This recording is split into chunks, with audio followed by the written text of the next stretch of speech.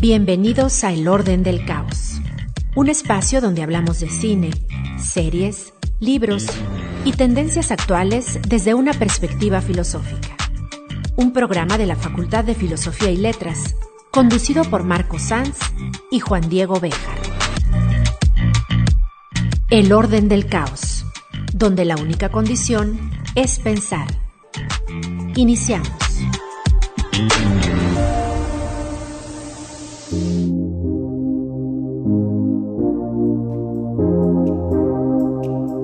Buen día, bienvenidos a un nuevo episodio de El Orden del Caos.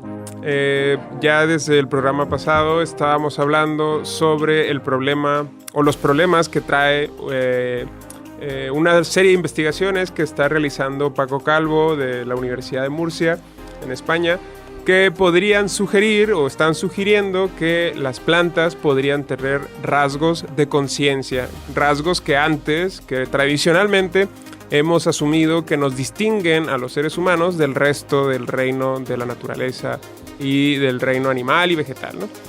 Estoy aquí con Orlando. Buenos días, Orlando. Buenos días, perdón. Te vas a hablar muy bien, pero buenas tardes, ¿cómo están?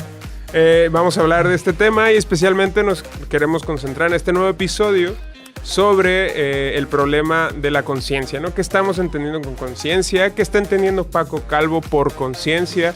Eso más o menos cuadra con lo que la filosofía ha estudiado en el último siglo sobre la conciencia humana, y veamos hasta qué punto podemos validar si efectivamente lo que está descubriendo Paco Calvo podría poner en tela de juicio el modo en que la filosofía comprende a la conciencia, comprende a esto que señalamos como el modo de ser del ser humano, ¿no? Que es un poco el problema que ha ocupado a la filosofía desde el siglo pasado. En relación a eso, pues recordé un texto que ya lo comenté en el anterior capítulo, el descubrimiento del espíritu de Bruno Snell, ¿no? Y hace ahí una cuestión arqueológica, filológica, y señala que, por ejemplo, ya lo comenté también, que los griegos homéricos antiguos no tenían cuerpo, ¿no? No tenían soma, pero también la cuestión del alma, ¿sí? Porque el alma, como la entendemos nosotros, es muy distinta como lo entendían ellos, y va a ser muy distinto cómo se va a comprender a partir de estas investigaciones, ¿no? Porque, por ejemplo, está la palabra psique, ¿sí? Pero según los griegos antiguos era solo lo que animaba al hombre, ¿sí? Era inmortal, ¿sí? Pero recordemos que psique, por eso en algunas películas y algunos padres comentan la cuestión de psique, viene de respirar, alma, ¿no? Aliento. Psiquein, aliento, hálito, vital, ¿no? Pero también tenían otra composición que sería el espíritu, ¿sí? El timos, ¿sí? Que es el que provocaría las emociones, es lo psíquico, ¿sí? Y el nous, que sería lo que suscita imágenes, ideas, el intelecto, ¿sí? Esta triada formaría lo que es, no sé, lo que nosotros queremos entender modernamente como conciencia. Sería una pregunta que te hago a ti y una pregunta que al público. ¿Por qué? Porque lo que es conciencia implica que no puede romper la tradición con la cual nos relacionamos con nosotros mismos, con el hombre y con el mundo. Y de alguna manera decir conciencia, mucha gente va a decir, espérate, también tenemos alma, también tenemos espíritu. Las plantas no tienen espíritu, dirían algunos, no tienen alma. Comentar eso. Sí, claro.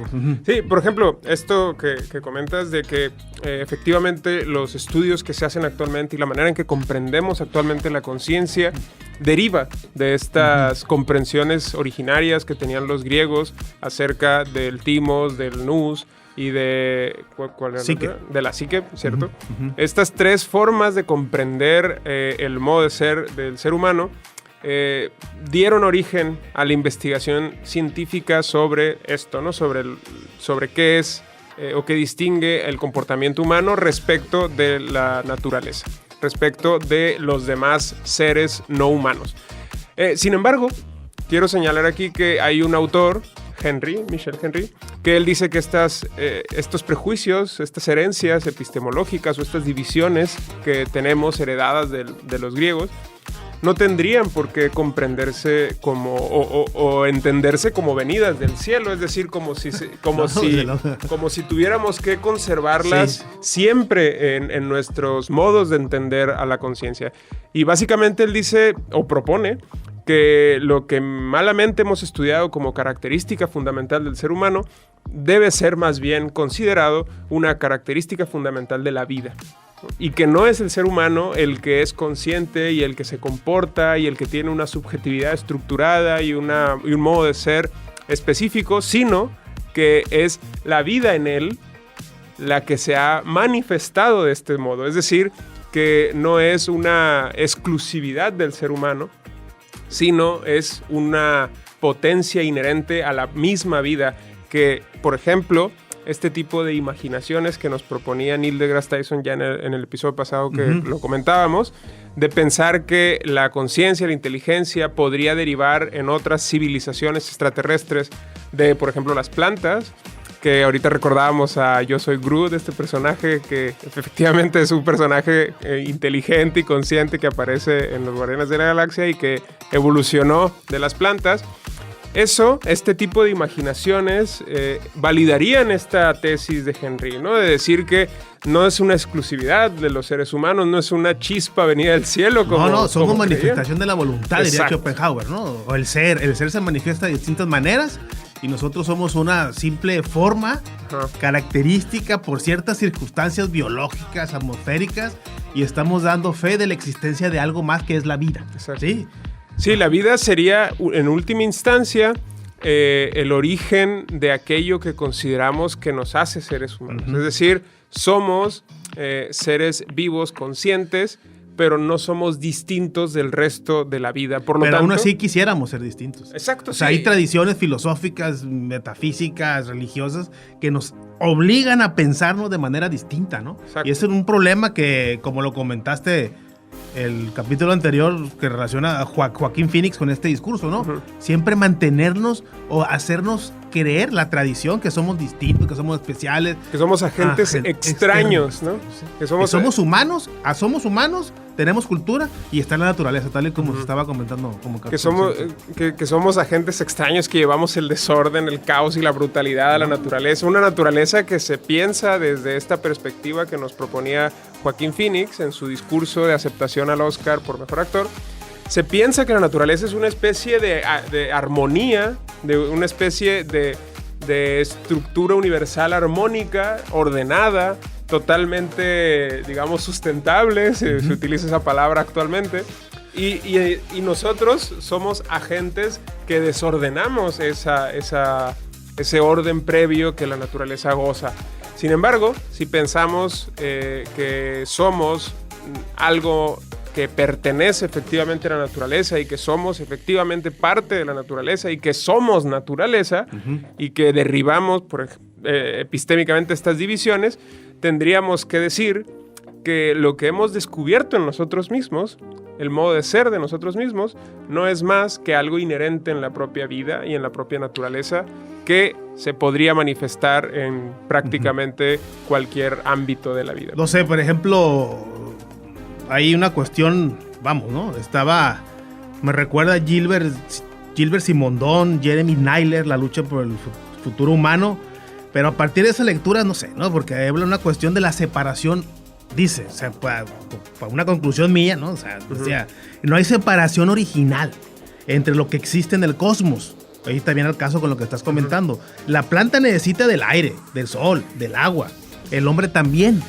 Puedo asegurar que el ser humano duraría mucho menos sin agua que sin un Dios, ¿sí? ¿Qué quiero decir esta cuestión? Somos parte de esa naturaleza. Por ejemplo, incluso el desarrollo tecnológico que tenemos. Cuando se viene una tormenta solar, obviamente en el sol, ¿sí? Pues afecta hasta las plantas, ¿sí? O sea, no hay una desconexión. Podemos pensar también, hay unos que van a decir, no, fíjate que ahí no somos lo mismo, lo que quieras. Pero no podemos negar que lo que pasa incluso fuera de nuestro planeta afecta la vida en este planeta. Lo cual pudiera decir, hay un equilibrio natural, pero cósmico, ¿sí? Más allá de la naturaleza, en esta Tierra, en este planeta Tierra, sino hay un equilibrio cósmico, vamos a decirlo así. ¿Y dónde surge la conciencia? Sería... ¿por qué el ser humano, mejor dicho, tiene conciencia de sí mismo? Aparentemente es el único ser que tiene conciencia de sí mismo, aparentemente. Y la tradición nos ha hecho pensar que somos especiales y que somos los únicos que podemos dar fe de nuestra existencia, ¿no? Vamos a entrar, por ejemplo, de lleno a esto, ¿no? Es decir, ¿qué significa esto de ser consciente de uno mismo, ¿no? Es decir, ¿cómo podemos asumir que conciencia es algo que tenemos los seres humanos y que no tiene, por ejemplo, la naturaleza, ¿no? Que esto es algo, es la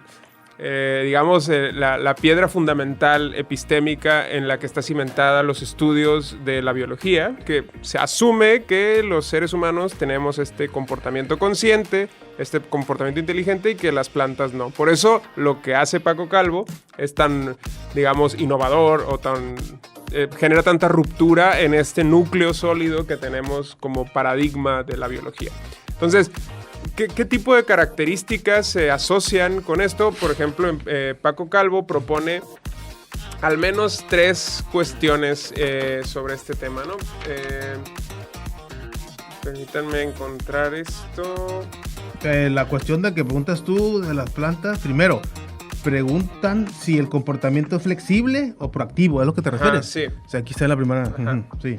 Sí. Esa es una de la primera característica que Paco Calvo cree encontrar en las plantas y que le permiten asumir que podrían tener conciencia. Primero, un comportamiento flexible y proactivo, es decir, que hacen cosas sin que estén obligados mecánicamente a hacerlas. Segunda característica, es un comportamiento anticipatorio. Esto implica que son capaces de entender su ambiente, su mundo circundante y de anticiparse a lo que probablemente ocurrirá en el futuro. Esto, insisto, es algo que Paco Calvo está descubriendo en las plantas, que son capaces de tener comportamiento flexible, es decir, que hacen algunas veces una cosa y algunas otras veces otra cosa, y que además son proactivas, es decir, que sin estar obligadas, por ejemplo, los frijoles van y se trepan a un lugar en el que no tendrían por qué hacerlo. Y comentar el otro elemento, que el comportamiento siempre está orientado a un objetivo. Señala. Exacto. Ese sería el tercer elemento, ¿no? Que sería el primero, el comportamiento flexible y proactivo. El segundo, el comportamiento anticipatorio. Y tercero, un comportamiento orientado a objetivos, ¿no? Es decir, que tienen una comprensión, las plantas, una comprensión de su propio futuro, respecto del cual se comportan para alcanzar esa visión que tienen de sí mismas respecto de, justo por ejemplo, supongamos, si un frijol quiere desarrollarse de una mejor manera, podemos asumir que el hecho de que encuentre un palo, una valla, algo donde trepar para poder desarrollarse de una manera mejor, podemos asumir que ese comportamiento persigue un objetivo, es decir, una visión anticipatoria que tiene esta planta respecto de su posibilidad de desarrollarse, ¿no? Es básicamente lo que, según Paco Calvo, estaría encontrando en las plantas, ¿no? Y esto, quiero insistir con esta parte, es justamente las características que más o menos la filosofía ha descubierto en justamente el comportamiento humano, ¿no? Sí, pero hay que hacer el esfuerzo. Ahorita, el experimento mental, como el de que estabas comentando, nosotros tenemos que hacer el esfuerzo de no forzar eso que estás comentando a lo humano. Porque inmediatamente me recordó un texto de Gunther Anders que habla de la naturaleza, a diferencia de los seres naturales, a diferencia del hombre, pues tienen la naturaleza impregnada en sí, en su cuerpo. El ala, el aire del viento está en el viento está en las alas del ave. ¿Sí? Las branquias, está el agua del mar o del río está en las branquias. Y yo te podría decir, bueno, es que en la propia frijol está la tierra, está el agua. La diferencia es que nosotros podemos articular cuestiones distintas a nuestra materialidad física, ¿sí? Que es lo que ya muchos dicen, no, pues somos humanos porque hablamos, ¿sí? El logos.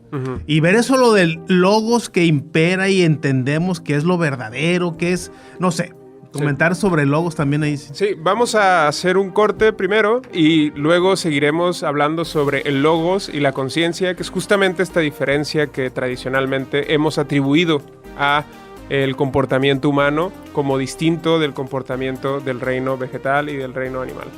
Hacemos el corte y volvemos.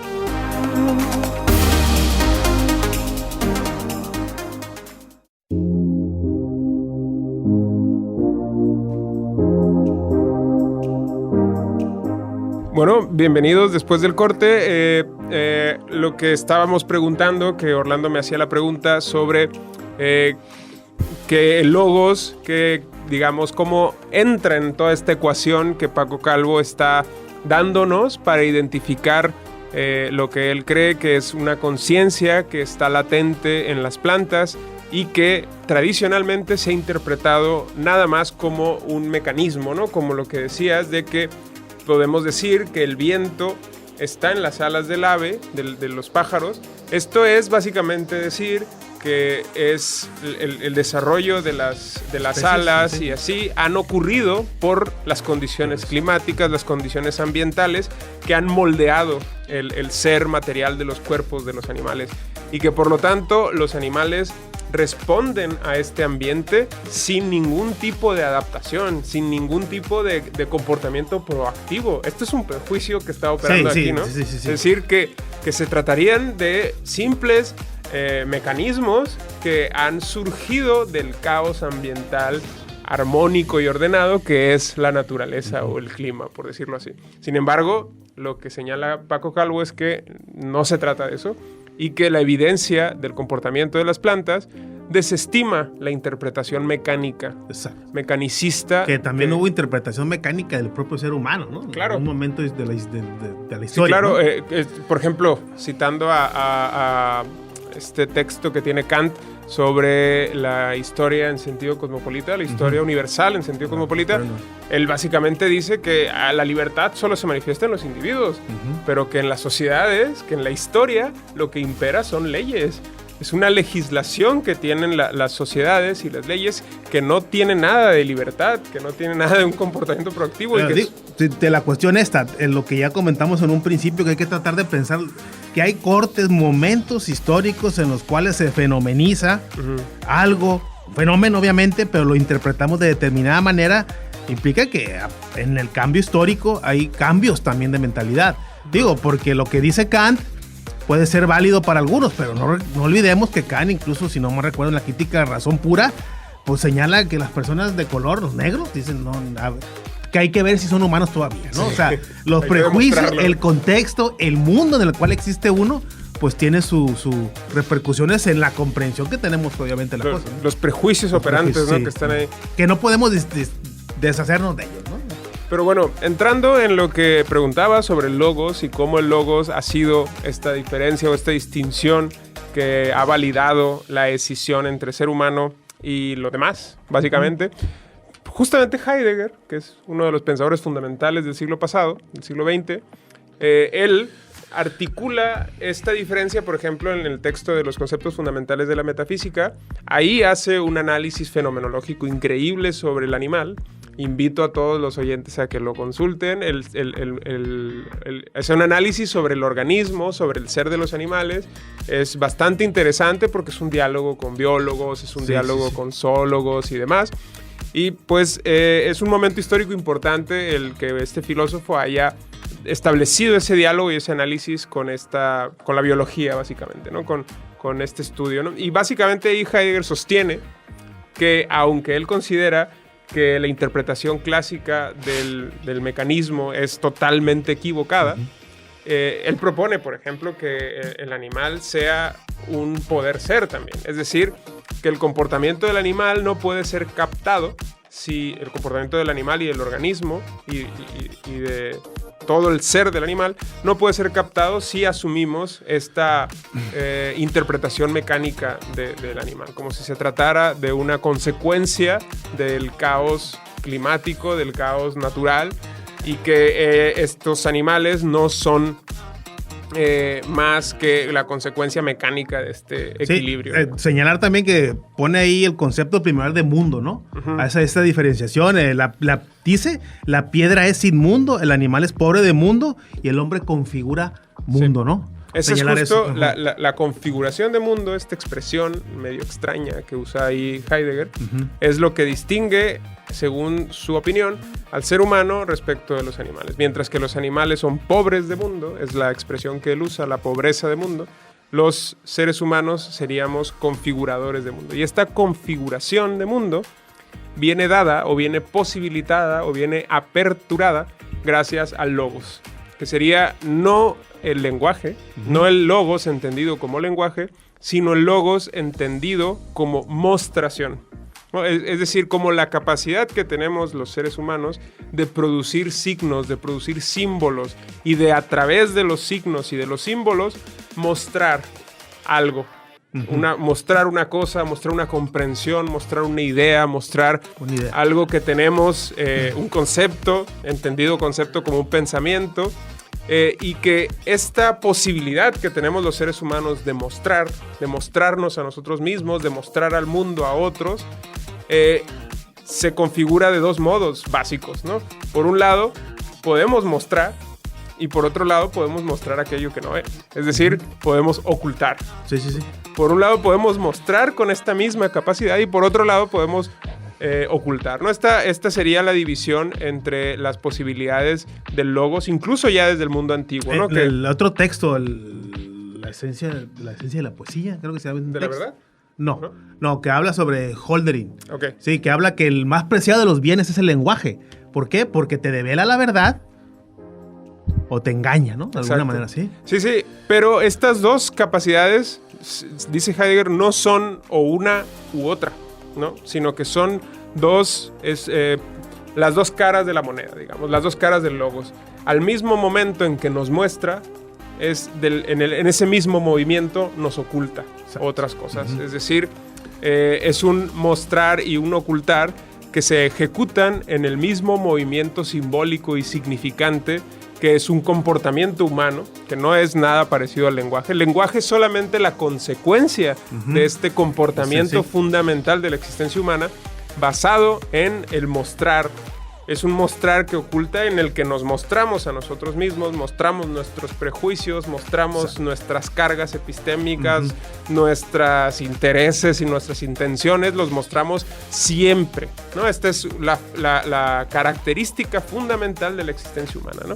Ser una existencia configuradora de mundo, ¿no? Que esto es lo que significa esta expresión de Heidegger, ¿no? Que el hecho de nosotros ser, el hecho de existir, implica que somos configuradores de mundo. Y ese modo de ser está mapeado ya desde Ser y Tiempo con lo que Heidegger denomina la Sorge, ¿no? El cuidado. Si quieres, nos podrías hablar un poquito de qué es el cuidado, cómo entender este concepto. En Ser y Tiempo, como sabemos, es donde Martin Heidegger hace el planteamiento, anterior, tiene otros textos, obviamente, de preparación para este texto emblemático de 1927, Ser y Tiempo, o el Ser y el Tiempo, diría José Gauss.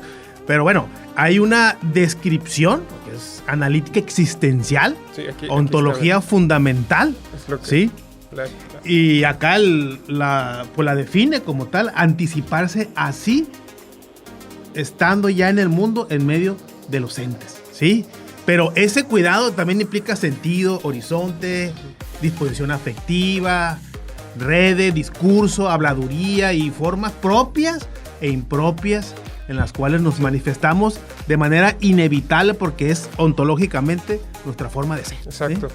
Es decir, somos una consecuencia, nuestro comportamiento cotidiano es una consecuencia de esta estructura fundamental que opera en nuestra existencia. Esa es la apuesta que hace Heidegger, ¿no? Dice, esta estructura, este modelo existencial que propongo, describe de manera exitosa el modo en el que fundamentalmente existe el ser humano. Esa es un poco la apuesta y la tesis que hace Heidegger en Ser y Tiempo. En Ser y Tiempo. Pero esta expresión que nos comentaba Orlando, que es una expresión sintética, pero que está involucrando todo el aparato ontológico que propone Heidegger, está compuesta de tres momentos estructurales Vigo, por ejemplo, explica que la primera expresión o el primer componente de esta frase es lo de anticiparse a sí, ¿no? Que es justamente lo que dice Paco Calvo que estarían haciendo las plantas, ¿no? Tener un comportamiento anticipatorio, ¿no? Que básicamente estaríamos diciendo, aquí estaría la cuestión o el diálogo posible, que este primer momento estructural de la Sorge podría discutirse si efectivamente estaría siendo demostrado como parte del comportamiento de las plantas, ¿no? Que de una manera es lo que Paco Calvo señala y encontró y de alguna manera probó en algunas manifestaciones que tuvieron las plantas, ¿no? Esta cuestión que está señalando.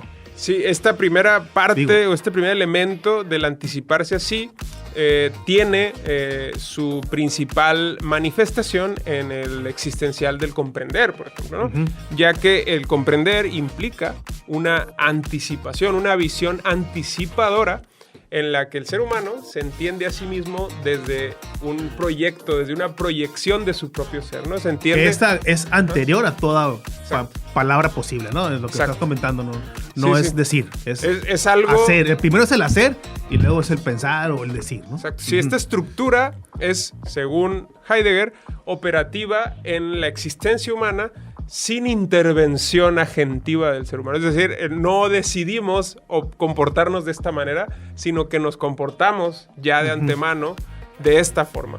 Esa es la apuesta que hace Heidegger, ¿no? Y por eso el primer momento, según Heidegger, sería esta anticipación que hacemos respecto de nosotros mismos, de entendernos como proyecto, de proyectarnos en el futuro y a partir de esas posibilidades con las que nos entendemos a nosotros mismos, evaluamos todo nuestro ser y el ser del mundo y de las cosas que encontramos en el mundo. Configuramos mundo. Exactamente. Por eso la segunda parte de esta expresión de la Sorge de Heidegger es que estando ya en el mundo, ¿no? Esta expresión... La facticidad, que es como carácter fundamental del Dasein. Y el mundo aquí entendido como este horizonte de significatividades a partir... Y de posibilidades. Que nos permite comprender el tercer momento, que es los entes. Que es justamente Vigo dice que el primer momento que mencionaba, la anticipación, que está manifiesto en el comprender, según Vigo, esto es el primer momento y se trata de un momento proyectivo. El segundo momento, el de estando ya en el mundo, se trataría de un momento retroyectivo. Y el tercer momento se trataría de un momento adyectivo, es decir, presentativo. El retroyectivo es justamente el curioso porque, según Vigo, este momento estructural de la Sorge, el ya en el mundo, estando ya en el mundo, es justo lo que estudia Heidegger en los conceptos fundamentales de la metafísica. Es decir, el modo en el que se está en el mundo es configurando mundo. Por eso el existencial que se manifiesta de manera primordial en ese momento estructural de la Sorge sería la red, el discurso, el logos. Sí, la cuestión sería, pregunta para ti, el ser, si no recordamos mal, Martin Heidegger dice que el único ente que existe es el ser humano, ¿no? En tanta existencia abierto al mundo. Exactamente. Sí, esta cuestión de la pobreza que habla de la planta o de los animales, ¿sí? De ciertos organismos, hay una nulidad de mundo, por ejemplo, la piedra no tiene mundo, ¿no? Pero la cuestión de cómo se manifiesta esa pobreza, en este sentido, a partir de lo que acabas de comentar. Según Heidegger, la diferencia entre pobreza de mundo y configuración de mundo está dada en el ser humano gracias al logos, ¿no? a esta estructura existencial, el logos, que en el caso de Heidegger se puede entender como la red, como el discurso, como el habla, entendido como el modo de ser significativo y significante y representacional que tenemos ya siempre y con el que construimos, con el que configuramos el mundo en el que somos o en el que nos desarrollamos como seres humanos, ¿no? Básicamente, según Heidegger, esa es la apuesta de Heidegger, los animales carecen de este comportamiento representacional, de este comportamiento discursivo, y gracias a esa pobreza es que no pueden ser, por ejemplo, engañados. ¿no? Es decir, no se trataría en Heidegger de establecer una diferencia entre la pobreza como si fuera algo menos y el ser humano que configura es algo más. Sí. ¿No? Siempre cuida esa cuestión de no prejuicios morales. Exacto. Son cuestión, no, categorías morales no son. Sí, habla de carencia. Pobreza es carencia, ¿no? De hecho, dice que esta pobreza sería mejor interpretada desde una noción cristiana de pobreza, ¿no? Como una virtud, como algo que engrandece al reino animal, que no puede engañarse a sí mismo ni engañar a los demás integrantes. Y el ser humano puede morir engañado, vivir y morir engañado, ¿no? O sea, y no hay ente que se pueda hundir más a sí mismo que el ser humano, por ahí lo comenta él, ¿no? Y también recordando o haciendo... o sea, Heinrich Rombach, un fenomenólogo alemán, murió en 2004. Habla ahí la cuestión de una escarapela situacional. Que bueno, ese sería a partir del rede, del lenguaje, del logos, entendido como el lenguaje, como la capacidad de significar y dar significación a las cosas. Pues el lenguaje nos afecta. ¿De qué manera? Pues digo, es que estaba meditando que la afectación que hace el lenguaje es posiblemente más difícil, más dura, más complicada que la afectación del medio ambiente, ¿no? Porque una novela, una obra escrita puede afectar nuestra existencia, una palabra, ¿sí? Nos puede hacer miserables, ¿sí? Las ideas han matado a más personas. Exacto, ¿no? Sí.